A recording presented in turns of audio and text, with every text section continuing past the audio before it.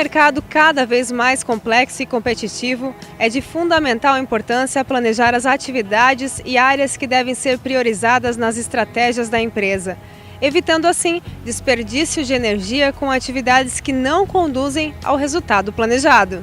O que uma empresa precisa saber para ter seu diferencial? Bom, eu acho que o ponto mais importante é o foco no cliente. Se a gente vai desenvolver alguma coisa que ninguém quer ou ninguém precisa, a gente não tem diferencial algum. Se a gente estiver ajudando alguém a fazer algum trabalho, se a gente estiver ajudando alguém a resolver algum problema, eu acho que esse é um bom caminho para a gente começar a ter um diferencial no mercado. Então, além dessa, assim, como planejar de uma forma diferenciada? Olha, eu acho que uma das coisas que precisam mudar mesmo nas empresas é a forma como o planejamento é feito, né? Se a gente precisa ter foco no cliente para fazer produtos ou serviços que alguém queira, a gente precisa começar a considerar as pessoas que trabalham com a gente também no processo e fazer com que elas possam participar para trazer as ideias que elas têm, para trazer as visões que elas têm e não ficar repetindo as mesmas fórmulas que a gente vem repetindo há 10, 15, 20 anos. E você, como consultor empresarial, né, mudou esse método de planejamento. Como que foi? Por que você mudou? Pois é, eu estou nessa de planejamento já vão fazer uns 15 anos e eu percebi que a consultoria estava começando a ficar chata para o cliente, né? Eu demorava muito, perguntava muita coisa, pedia muita informação, muita planilha, muita reunião e aí pela própria experiência eu falei, poxa, alguma coisa está errada, o meu cliente está querendo um jeito diferente. E aí eu comecei a estudar um pouco formas diferentes, envolvendo design thinking, envolvendo desenho, pensamento visual, e consegui montar uma metodologia própria que é muito mais rápido de executar, é muito mais divertido e envolve todas as pessoas no processo. E foi um sucesso, porque a primeira implementação os clientes adoraram e aí já começou a virar uma sequência de projetos e eu fiz muito mais nos últimos 4 anos do que eu fiz nos primeiros 10. Como se comportar diante a um problema? Bom, acho que a primeira coisa é manter a calma e não sair correndo de forma desesperada tentando buscar uma solução. E normalmente é isso que as pessoas fazem, né? Quer dizer, o cérebro humano parece que ele não gosta de problema. A gente se depara com um problema e imediatamente a gente já quer achar uma solução. E nem sempre a primeira solução que a gente busca é melhor. Então, acho que nessas horas tem que ter calma e analisar o problema para depois chegar à solução. Quais são as formas de resolver um problema e chegar a essa solução? Eu acho que é importante envolver todas as pessoas que participam do processo, que têm relação com esse problema, né?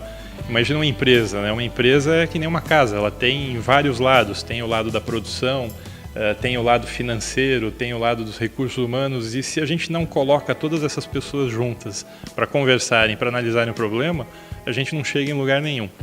E a questão é que quando a gente pergunta para todas essas pessoas o que elas estão enxergando, cada uma está enxergando o seu lado. Então, financeiro vê o lado do financeiro, vendas vê o lado de vendas, produção vê o lado de produção. E a gente não consegue olhar ao mesmo tempo todos os lados. Então a gente precisa envolver todas as pessoas e a gente precisa de uma forma diferente para que todo mundo possa enxergar tudo. Um exemplo muito prático de como essa visualização ela é importante.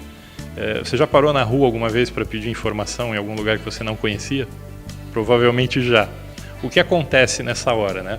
Quando você para pedir informação, a pessoa que te explica, ela conhece o caminho, ela já percorreu aquele caminho e ela conta enxergando na mente dela esse caminho. E você que está escutando, você não está entendendo esse caminho, você não consegue visualizar. Então você se perde. Isso acontece nas empresas, as pessoas se reúnem e fazem aquelas reuniões chatas, intermináveis, onde só 2, 3 falam e o resto fica assistindo, e as pessoas não conseguem comunicar a visão que elas estão tendo, né? E aí, voltando para a metáfora do caminho, né? Se você parasse na rua para pedir informação e alguém simplesmente apontasse a direção e falar, olha, é para lá, é só caminhar nessa direção, é muito mais simples, é muito mais rápido. Então, esse é um jeito diferente de começar a resolver problemas, envolver as pessoas e deixar que todo mundo participe do processo.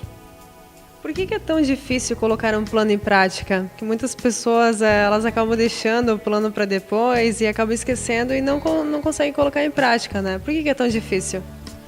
Bom, acho que o primeiro problema está sempre na gente, né? É uma questão de disciplina, porque se a gente sabe o que precisa ser feito e mesmo assim a gente não faz, então a gente precisa primeiro resolver esse problema.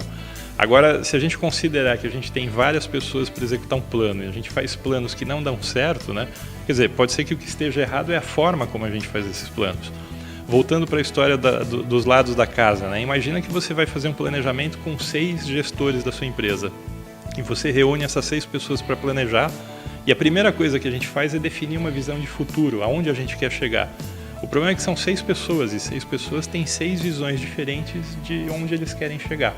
Então, acho que a primeira coisa é fazer o alinhamento dessas 6 visões de onde queremos chegar.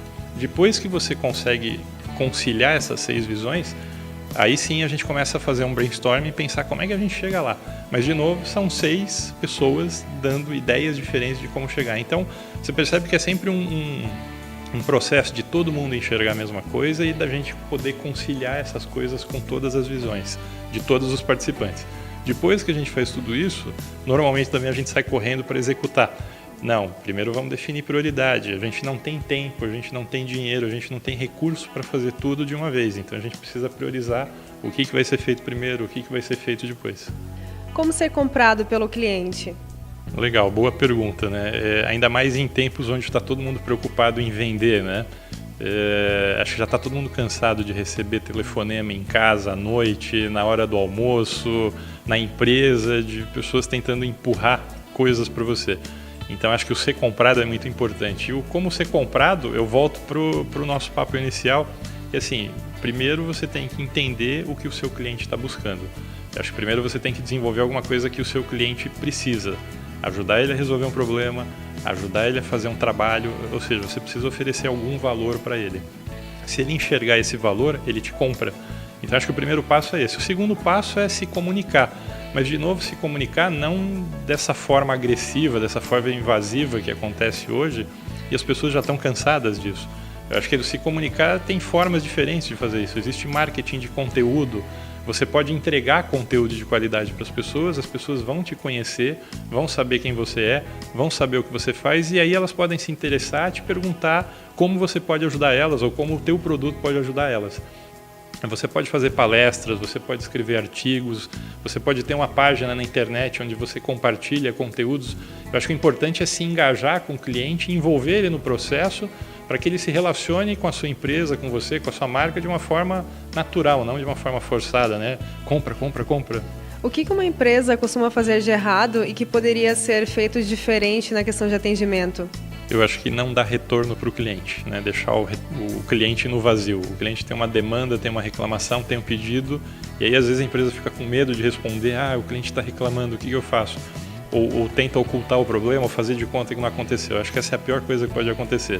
Se o cliente falou, né, e ele reclamou, acho que tem que ter retorno rápido. Mesmo que seja um não, mesmo que não seja para solucionar, mas ele tem que ter resposta, não pode ficar no vazio. A gente quer receber elogio sempre, né, quer que o cliente fale bem, mas quando ele fala mal, a gente tem que encarar e tem que falar que bom que ele está me dizendo que está ruim, que eu tenho oportunidade de melhorar. Que dicas que você passa para quem está abrindo uma empresa, que está começando? Legal, isso para não começar errado, né? Eu acho que tem uma das técnicas que eu uso e eu aplico nos trabalhos que eu desenvolvo é o quadro do modelo de negócio. Por que eu acho essa ferramenta muito legal? Porque a primeira coisa que ela faz a pessoa pensar é quem é o cliente que ela vai atender. Então ela precisa definir qual é o segmento de cliente que ela vai buscar atender. A segunda coisa que ela precisa responder é qual é a proposta de valor, ou seja, qual o valor que ela entrega para esse segmento de cliente. E essas duas perguntas normalmente fundem a cuca do empreendedor. Então o cara ele sempre começa a empresa com uma ideia de montar um negócio lindo, maravilhoso, vai ganhar um monte. E aí quando o negócio começa o mercado não topa, não aceita, leva ele para outro lado, né? É normal as empresas mudarem o plano inicial e aí o cara começa a tentar um monte de coisa e quer ganhar dinheiro e ele precisa sobreviver e no fim desvirtua a ideia inicial do projeto. Então o Canvas ele te ajuda a enxergar a tua ideia original e ajuda você a validar muito rápido se ela faz sentido ou não. Então vamos fazer uma proposta. Então vamos selecionar algumas empresas para você aplicar uma dessas ferramentas nessas empresas e ver o que vai ser o resultado. O que você acha? Eu acho fantástico. Eu tenho feito muito desses workshops para disseminar marketing de conteúdo, né? Eu ajudo a contar para as pessoas como é que isso funciona, ajudo as pessoas, então eu topo, vamos em frente. Em breve teremos uma novidade para mostrar para vocês relacionado a esta técnica. Nas próximas edições iremos falar sobre os detalhes que forem iniciando. Não perca!